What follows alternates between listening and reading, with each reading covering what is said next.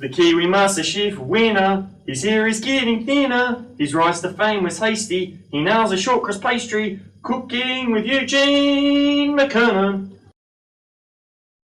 Oh, that's nice and toasty. Oh, hi there guys. Welcome to the very second episode of Cooking with Eugene McKunnon. And today we're going to cook up a peri-peri pork fillet, and several of them, and we're going to do a nice tinny coleslaw with it. Let's get started with the pork fillets. So what we're going to have to do here is make up the marinade. So we're going to have to chop the chilies first. These are the pork fillets, nice sirloin steaks. So we've got to just, you don't want too much fat on there, alright? Because you want to make sure that you're getting the full complement of the pork. You want all the meat, you don't want fat on there. We're just trying to get a nice clean meal today. And okay, let's start off with chopping the chilies.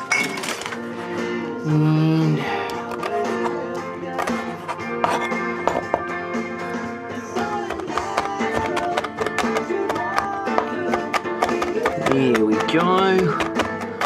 Grab the chili. Just what we're going to do is just put it into the bowl. Nice. There we go. Now the next step is to just cut up these limes, and we're going to juice them in this nice yellow juicer that we've got here. As you can see there, if you can just pan in there, what we're going to do is going to get the juice of 2 limes, getting it all out. There we go. Squeeze graceful on the palate of your tongue.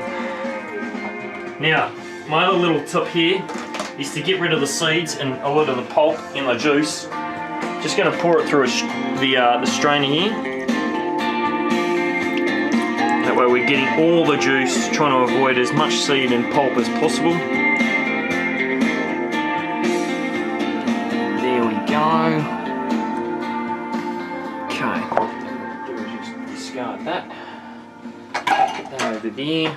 Now what we're going to have to do here is put on, get the garlic ready.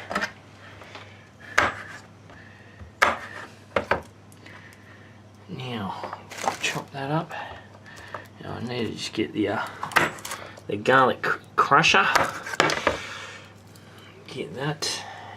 Peel off the peels of the garlic, like you do any time in the kitchen. You don't want that going through your dish. And there we go. Get the garlic out. Crush that in. And then, garlic in the eye. Not really good. Oh, it's stinging like hell. Oh, shit. Anyway, it's not going to stop me, is it? Get that garlic in there.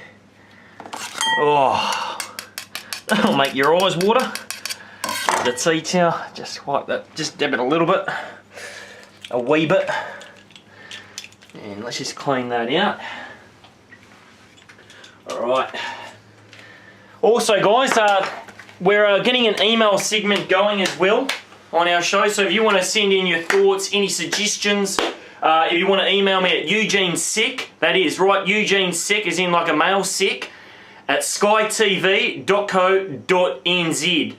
So bring your thoughts with us, give them to us, and we'll try and get them onto the show. We'll even try and incorporate a few emails throughout the series. Now, here we go, we've got some ground ginger. Just going to add a teaspoon of that. Cinnamon.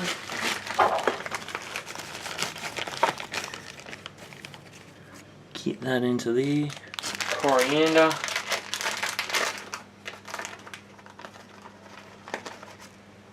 In the last one, a bit of a tablespoon of oil. Get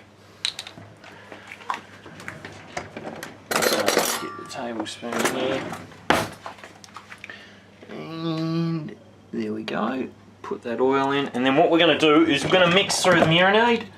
Make sure that it is fully mixed through, so we're getting all the flavours through, giving it an even amount.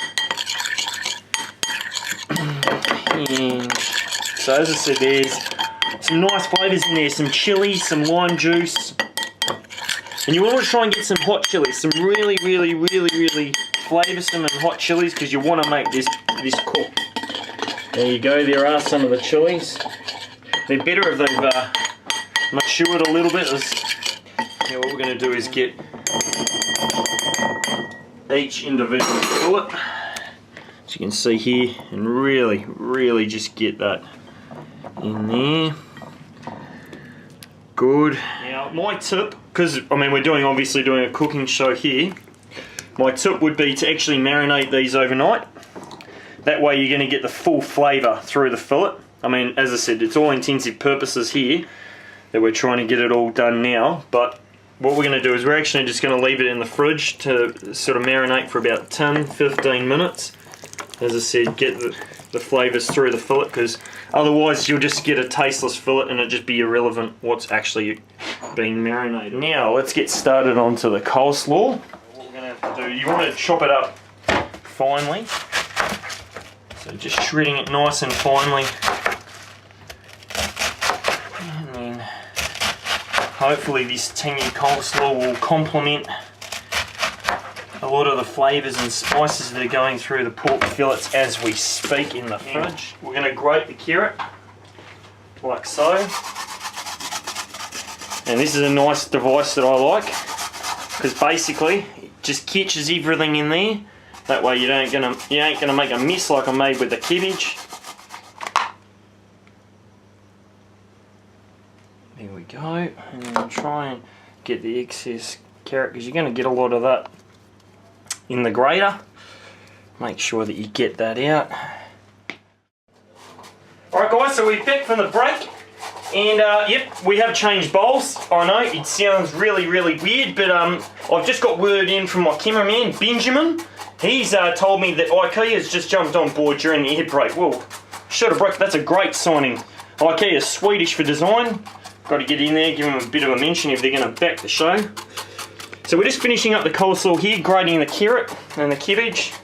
Now, the reason why, I just thought I'd just throw this interesting fact out there. The reason why carrot is actually orange is because when they were first produced way back whenever it was, it actually got really sunburnt. Carrots got really sunburnt. There was too many in the sun, and when they first came sprouting out of the ground, they're actually a purpley colour. And then as more sun got on there, they grew furiously, and they actually turned an orange colour. Would you believe it? It's amazing what you find out these days, but it's what I've heard from many a source. Many a source like Neil Perry from across the ditch. Okay, now what we're going to do is start preparing the dressing. So I'm going to just get this small bowl over here. Now, what we need to do is actually, shit, I actually forgot an ingredient. Would you believe it? You need the red onion in there. It's just not coleslaw. It's just like saying it's just not cricket.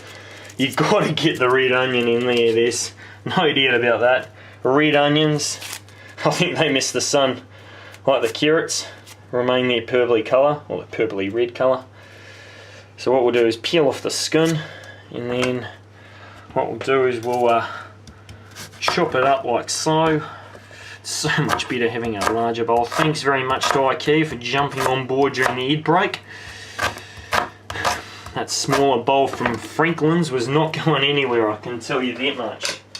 So then we'll just get that, just toss the red onion around. Okay, like so, and just makes it a little bit more vibrant, but also adds that sort of, that, you know, how would you describe it? It's like a bit of a bitter taste in there. You know, very pungent on the breath. Hence why I think you'll need a little bit of PK after this one. So you want to get a tablespoon out. Get about 2 tablespoons of mayonnaise. Like so. And then get a teaspoon of Dijon mayonnaise. Gotta love the Dijon, the French, from a nice part of France. I believe it's on the southwestern side of France. Get that in there, like so. And we've got to get another spoon in there. Make sure that we're getting a lot of flavour. And then some red wine vinegar. Let's crack this open, if we can. And we're having a little bit of difficulty here. That's for sure. Drizzle that in, and once that's mixed through like that, Just drizzle it in. I mean, the amount of sauce is totally up to your discretion, because you still want to maintain the flavours of the carrot and the red onion and the cabbage. And you don't want to kill them off. So it's getting that moisture that we need for the coleslaw. And then let's just take a whiff, make sure it's, oh, that tanginess is there, all the flavours of the vegetables. And then when we come back from the break, we're going to get started on the pork fillets, take those out of the fridge and put them into this nice preheated, toasty, warm oven. Welcome back guys to the cooking adventures of Eugene McKunnon. And now after we prepared the tangy coleslaw, we're now going to put the pork fillets into the oven. Now the oven has been preheated at around a medium to hot temperature, which I'd say is around the 200 degrees Celsius mark. Now what we're going to do is place it in here, like so, giving it its own individual space. Now these fillets are a little bit bigger than I guess I sort of was looking for, but they'll do. And then what we'll do is put those in like so, and then leave that there, grab these, put them into the oven. Now what we're going to do is cook them about 4 minutes either side, just to give it a nice even texture. You want to get the browning colour going, and then you want to make sure that it's always cooked through and nice and tender and moist and succulent, so that when it comes out and gets plated with the tangy coleslaw, it's just they're gonna complement each other very, very well. Alright guys, so now we're gonna just turn these fillets over. They've been in there for around 5 minutes. So we're gonna pull those out. Hopefully they're gonna be a nice brown colour, and there you go. As you can see, you can tell that they're being cooked through quite a bit. Just turn them over with that white, as you can see the whiteness starting to cook through nicely, as well as maintaining its colour. Just turn those over, give them around another 5 or 6 minutes in there at that temperature. Let them cook through fully, and also get that colour there. And also guys, I'd just like to say a big cheerio across the ditch to my fans in Australia. We're going to be on channel 7 mate on Thursday nights at 8:30. So tune in and make sure you watch. I want all your feedback. Remember, Eugene Sec at skytv.co.nz. Alright guys, so here we go. We're just going to pull these fillets out. Oh, and get those aromas. Get that into your nice smells there. Get that on your smell-o-vision on HD TV. I want to make sure that you can just have a look. As you can see, the brownness there, nice crispiness on the fat that we've got on these fillets. There is nice whiteness as well, so you can just tell that the fillet is cooked very nicely there, and there's plenty of juices in there. So we're going to make sure that we use those juices to maintain the moisture and the texture and the tenderness that we want in these fillets. It just smells so brilliantly, so succulent. Now what we're just going to do, get some of the sauce. I've got my shirt stuck. Oh shit. Here we go. Just drizzle the sauce over the coleslaw, and the tanginess should balance out the nice chili and vibrant flavours that these steaks will have right through them. And there you go guys. A nice hearty dish to have here on a very chilly and very bleak night here in Hamilton.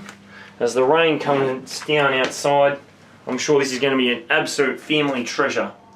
So till next week guys, stay well, eat well, and choice sweet as bro.